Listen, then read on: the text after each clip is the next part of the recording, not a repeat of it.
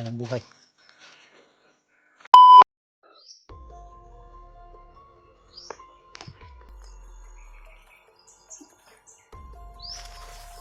May bagong dumaan lang dito mga dad.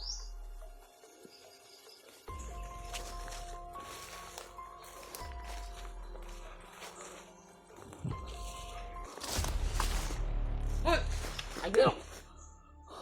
Ayo. Pakinggan. Kami.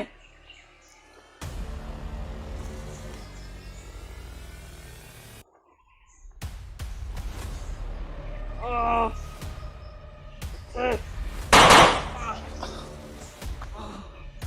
Kala mo ha?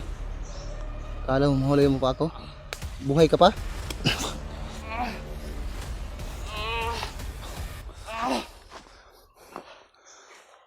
Ako na.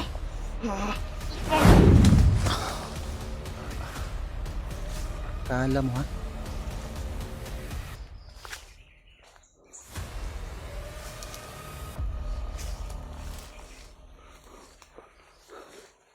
Bahali yung sanga. Tinamaan siguro ito ng bala.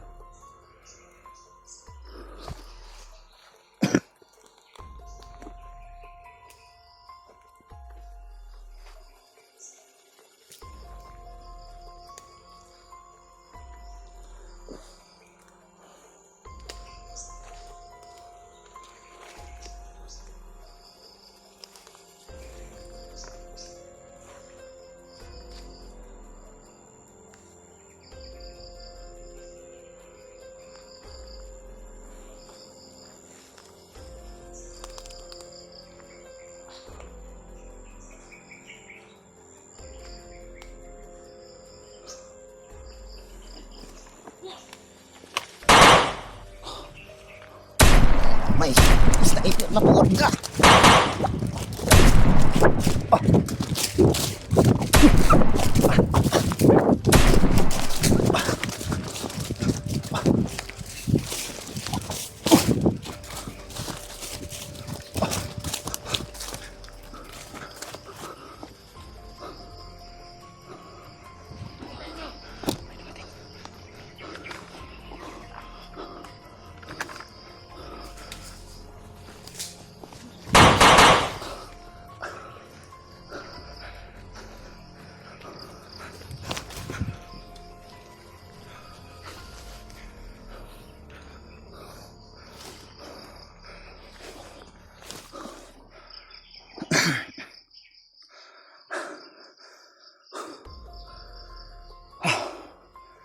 Buti na lang mga talay, nakalayo ako mula doon sa pinanggalingan ko kung nasaan ang bihag.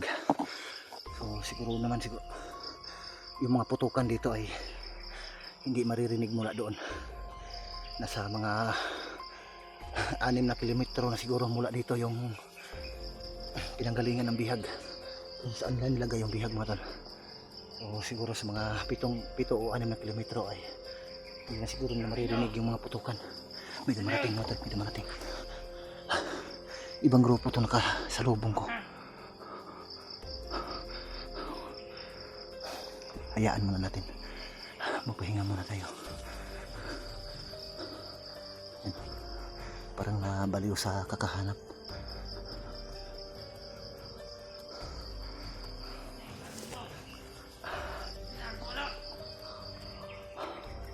Yan.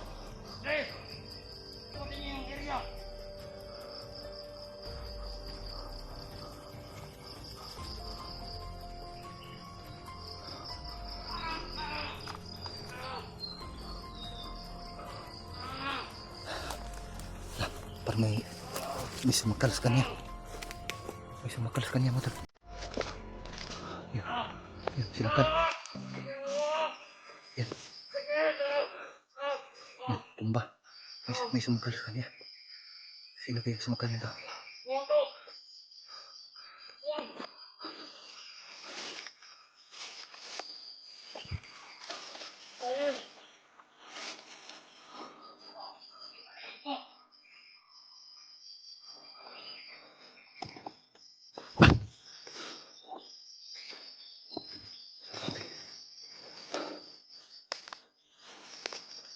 So,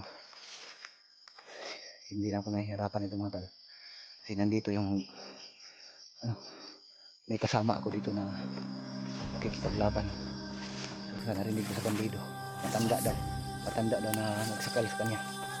So, hindi na napapakita sa akin. Pero yung kapangyarihan ng matanda ay ayan na naman, may sumisigaw naman.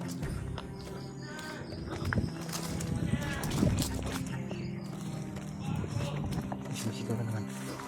Sinakal naman.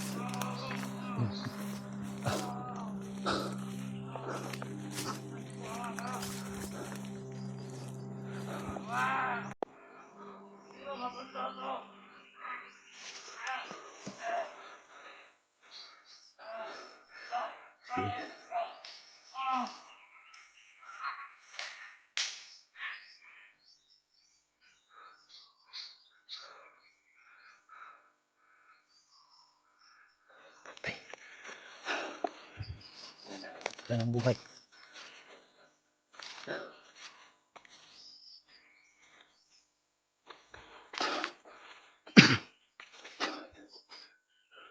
Ay, grabe. Parang hangin lang mga tol. Napakabilis. Doon dumaan.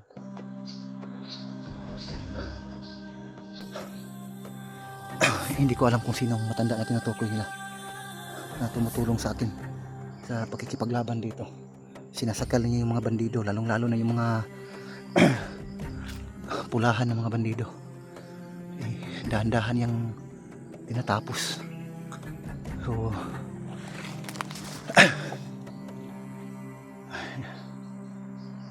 bago ako makarating sa pinupuntahan ko mga tol, kung saan ako papunta, eh palaging nakasunod sa akin yung matanda na sinasabi ng mga bandido na sumasalakay sa kanila.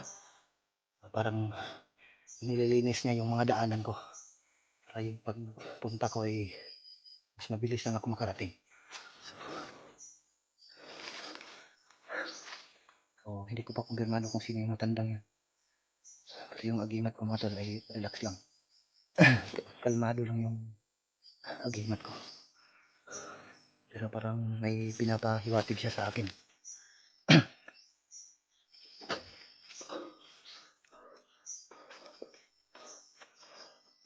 Wala no. Yan o. Tinapos ng matanda. Sinakal ng matanda. Dito dumaan. Nagpas lang sa bandido mo tol. Ilang may mabakas o. Papunta doon.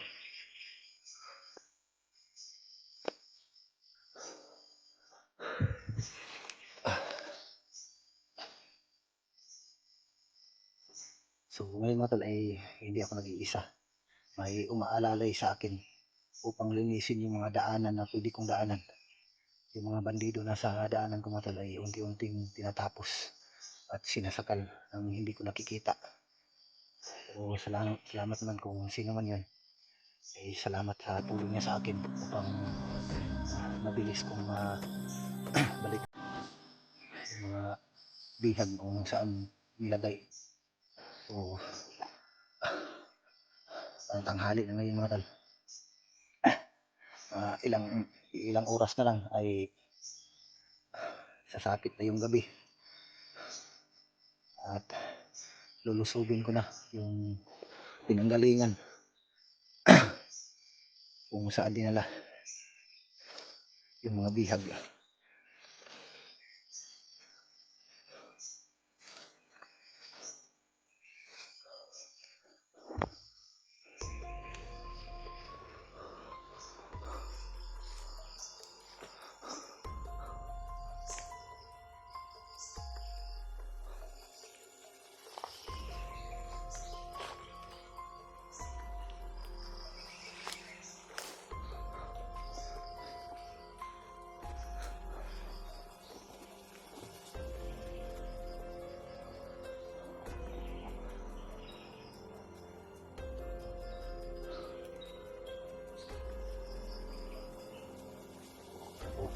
Okay ito mga tal.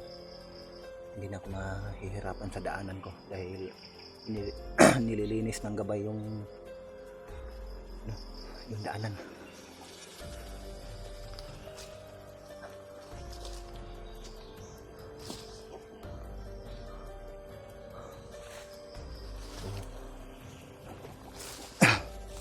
Nagpaparamdam lang siya sa akin yung parang hangin na malamig dumadaan sa tabi ko mga tol.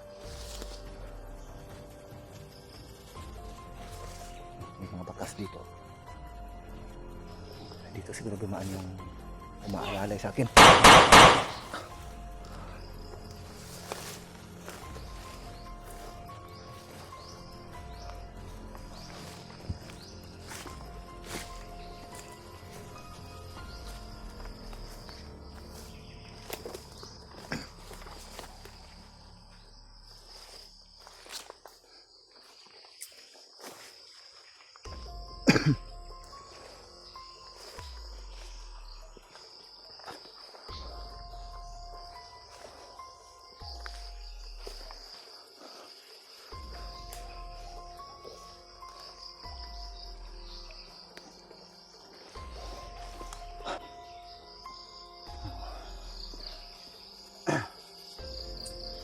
Hindi na ako mapagod nito. So, abangan nyo lang mga tol. Mamayang gabi mga tol ay ulitin ko. Babalikan ko kung nasaan yung bihag. So, mamaya ay hindi na ako mag-video. Para hindi na ako mag-monitor. Yung area na yun, kapag pasukin ko na yun, ay hindi na ako mag-video. Doon ako mag-video kapag makuha ko na yung bihag. Dahan-dahan tayo mga tol.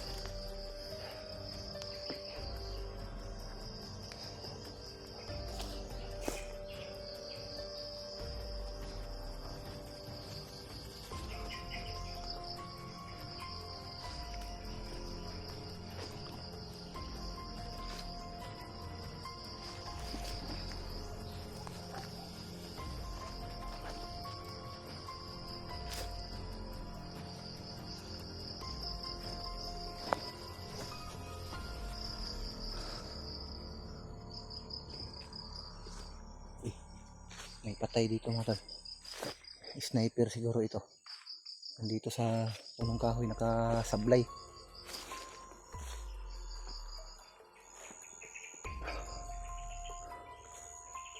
Yan o. Napatay na.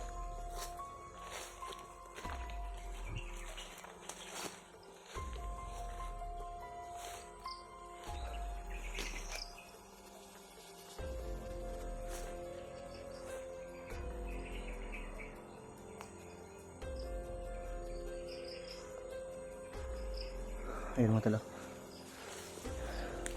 Sablay sa sanga yung ano. Sniper siguro yan.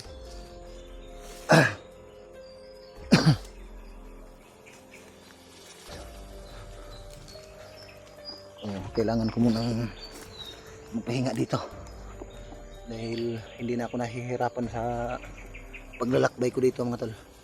Dahil may nakaalalay sa akin na nilalang na hindi ko nakikita, pumaslang ng mga bandido dito. Pati yung mga sniper na umakyat sa punong kahoy ay pinaslang na rin. So salamat kung sino man yun.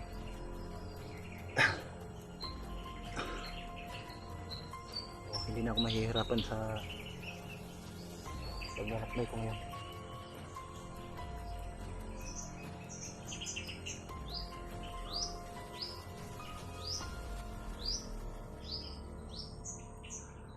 Tuloy tayo mga tol.